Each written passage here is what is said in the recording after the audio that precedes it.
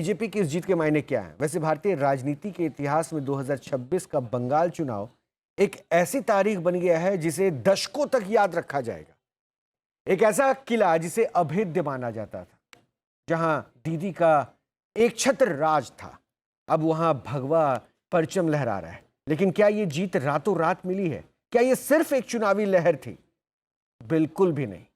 ये नतीजा है सालों की खामोश तपस्या का, ग्राउंड लेवल पर स्ट्रैटेजी का, चुनाव प्रभारी भूपेंद्र यादव की अचूक प्लानिंग का।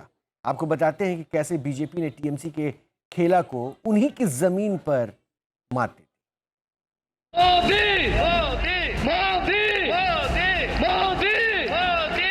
2026 का बंगाल चुनाव सिर्फ सत्ता परिवर्तन नहीं बल्कि रणनीति की जीत का केस स्टडी बन चुका है।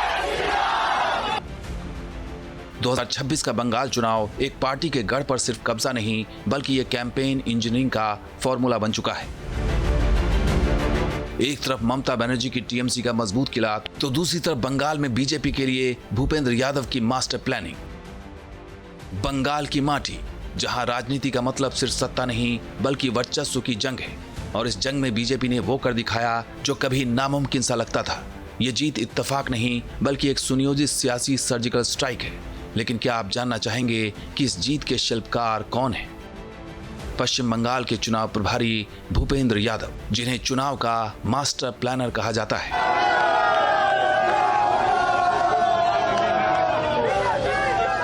भूपेंद्र यादव ने सिस्टम, स्ट्रैटेजी और साइलेंट ऑपरेशन से ममता बनर्जी के किले में सेंधमारी की, बेहद ही बारीकी और सावधानी के साथ रणनीति तैयार की। वो लगातार पश्चिम बंगाल में कैंप कर रहे थे।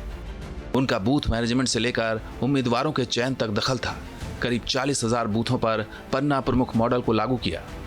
अब आपको बताते हैं किस तरह बीजेपी ने बंगाल के चुनावी अभियान को जन जन तक पहुंचा दिया। इसके लिए 5 तरह की रणनीति बनाई गई। रणनीति नंबर 1, कमल मेला। बीजेपी पर हमेशा बाहरी होने का ठप्पा लगता था। बीजेपी ने इसे तोड़ने के लिए बंगाल की संस्कृति का सहारा लिया। राज्य भर में हजारों मेलों का आयोजन हुआ, जहां राजनीति नहीं बल्कि बंगाली अस्मिता और विकास की बात की गई। हर विधानसभा क्षेत्र में आयोजित इन मेलों ने पार्टी को एक अलग पहचान दी, जहां संस्कृति, संगीत, संवाद और राजनीतिक संदेश सब एक साथ जुड़े। रणनीति नंबर 2, फुटबॉल कैंपेन।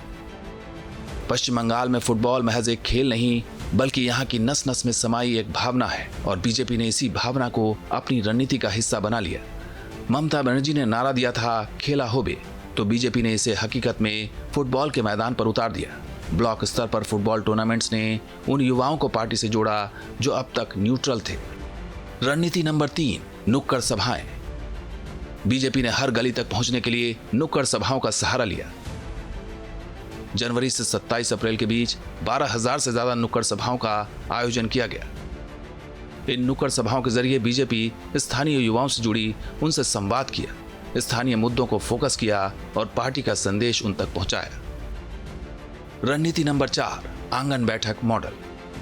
पूरे चुनाव में सबसे प्रभावी मॉडल रहा आंगन बैठक मॉडल। सिर्फ 1 महीने में पार्टी ने 1,65,000 से ज्यादा घर घर बैठकों का आयोजन किया। इससे हर बूथ पर ग्रुप बनाने में आसानी हो गई। फिर लोगों को जोड़ने के लिए व्हाट्सएप ग्रुप बनाए गए। बीजेपी ने बंगाल में 70,000 से ज्यादा बूथों पर कार्यकर्ताओं की फौज खड़ी की। हर बूथ पर 7 प्रमुख कार्यकर्ताओं यानी सप्तऋषि की तैनाती की गई, जिनका काम हर घर तक पहुंचना था। और बूथ स्तर पर यही सप्तऋषि का फॉर्मूला टीएमसी के कैडर पर भारी पड़ा। रणनीति नंबर 5, महिला वोटर्स पर फोकस। साइलेंट वोटर महिलाओं ने इस बार बाजी पलट दी। संदेश खाली जैसे मुद्दों ने ममता के महिला वोट बैंक में दरार पैदा की, जिसे बीजेपी ने उज्ज्वला और लाडली लक्ष्मी जैसी योजनाओं के प्रचार से भर दिया। बीजेपी की यह जीत सालों की कड़ी मेहनत और रणनीतिक चातुर्य का नतीजा है। बीजेपी ने खुद को बंगाली विरोधी छवि से बाहर निकाला। रविन्द्रनाथ टैगोर, सुभाष चंद्र बोस और श्यामा प्रसाद मुखर्जी के प्रतीकों का व्यापक इस्तेमाल किया गया ताकि जनता उन्हें अपना मान सके। पार्टी ने सबल्टन हिंदुत्व का कार्ड खेला, मतुआ समुदाय को नागरिकता का भरोसा दिलाया और राजवंशी समुदाय की मांगों को तरजीह देना मास्टर स्ट्रोक साबित हुआ। फिर केंद्र सरकार की योजनाओं का श्रेय सीधे पीएम मोदी को मिले। इसके लिए घर घर संपर्क अभियान चलाया गया। बंगाल की ये जीत सिर्फ सत्ता परिवर्तन नहीं बल्कि एक वैचारिक परिवर्तन भी है। जिस खेला के भरोसे ममता बनर्जी अपनी जीत सुनिश्चित मान रही थी, उसी खेल के मैदान पर बीजेपी ने उन्हें चारों खाने चित कर दिया और कार्यकर्ताओं के पसीने ने साबित कर दिया कि बंगाल का मन परिवर्तन के लिए तैयार हो चुका था। Team news nation.